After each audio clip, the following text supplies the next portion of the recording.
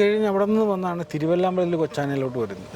ഹരിദാസ് പണിക്കർ വന്ന് പുള്ളി ഇതിലോട്ട് ഒന്നാനക്കാരനായിട്ട് മാറ്റി അങ്ങനെ വരുന്നത്. അതിൽ ഒരു 5-6 മാസം അതിൽ നിന്നിട്ടാണ്. അപ്പം നമ്മൾ ദേവസ്വം കൂടി സ്ഥിരമായിട്ടില്ല, ഇല്ല, കയ്യാളായിട്ട് ഇരിക്കുക. ഈ തിരുവല്ലാനക്കുട്ടിയെ സംബന്ധിച്ചോളം ഇപ്പോഴും കുട്ടിയാനെയാണ്. ആ സമയത്തും അണ്ണൻ ചെല്ലുന്ന സമയത്ത് തീരെ കുട്ടിയാണ്. ആ സമയത്ത് എനിക്ക് തോന്നുന്നു അത്യാവശ്യം ഓട്ടം കാര്യങ്ങളൊക്കെ അമ്പലത്തിൽ കുട്ടിത്തരത്തിനും അല്ല, അന്നും കുട്ടിത്തത്തിന് മേളിൽ ആനക്ക് ഇച്ചിരി ഗൗരവമുള്ള ഒരു ആനക്കുട്ടിയായിരുന്നു. കുട്ടിത്തം എന്നാലും ഞാൻ പറയത്തില്ല, കാര്യം ആനക്ക് ഇച്ചിരി കാര്യഗൗരവം നന്നായി ഉണ്ട്. ആനയ്ക്ക്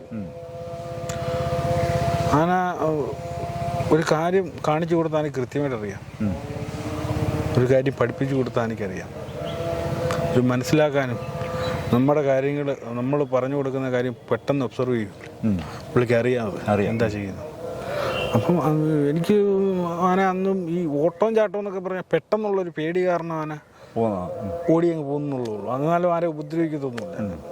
അത് ഈ ആനക്കുട്ടി ഇപ്പം അങ്ങ് ഞാൻ നിന്ന ആ സമയത്തിനേക്കാൾ ഇപ്പം നല്ലോണം ആന തെളിഞ്ഞു. ഇപ്പം ആനയ്ക്ക് മതപ്പാടൊക്കെ കൃത്യമായിട്ട് വിളിക്കാൻ തുടങ്ങി. ആനയ്ക്ക് അന്നേ ഒരു ഒതുക്കമുള്ളൊരു ആനക്കുട്ടിയായിരുന്നു. പക്ഷേ ഇപ്പം അതിഗംഭീരമായിട്ട് ആന പരിപാടിയുടെ ഒരു ഗാംഭീര്യം അല്ല, ഞാൻ പറഞ്ഞില്ലേ, അന്നേ ആനക്കുട്ടി പ്രായത്തിൽ കവിഞ്ഞൊരു പക്വത അന്നേ ആനയ്ക്കുണ്ട്. ആനയുടെ മുഖത്ത് നോക്കി എടുത്തെറിയുകയും ചെയ്യാം. ആന ഒരു ചട്ടം ഇല്ലാത്തവനോടും ഉള്ളവനോടും പെരുമാറുന്ന രീതി കാണുമ്പോൾ തന്നെ നമുക്ക് മനസ്സിലാവും. എൻ്റെ എനിക്കാണെങ്കിൽ ചട്ടമൊന്നുമില്ല, കൂട്ടത്തിൽ നിൽക്കുക.